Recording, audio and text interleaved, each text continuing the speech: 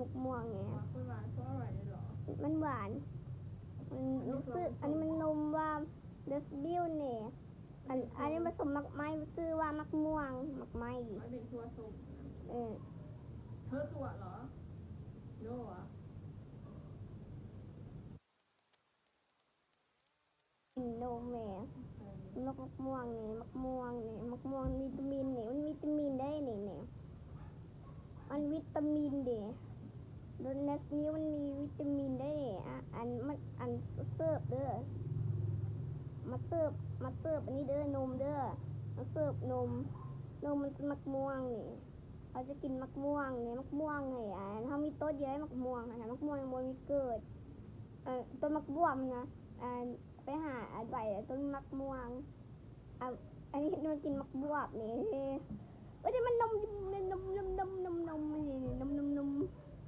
แล้วก็กินนมเนี่ยนี่นม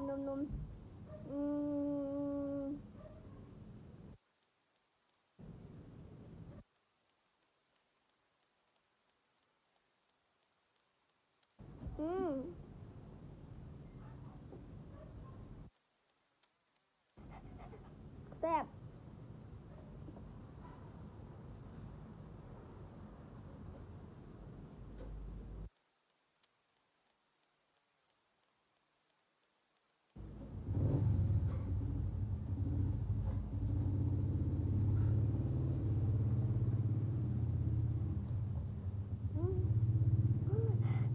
นมเหม็นม่วงมันสมมันหวานมันหวานใช่ไหมมันรสมักม่วงไงมักม่วงมักม่วง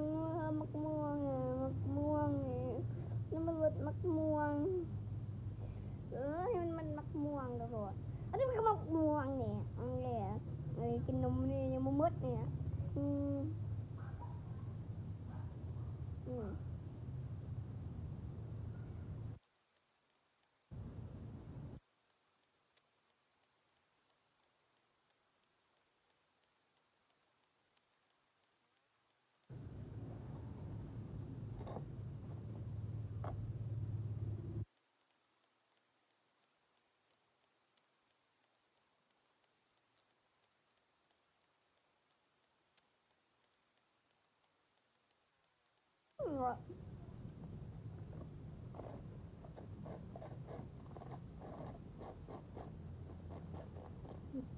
กินหมดแล้วเนี่ย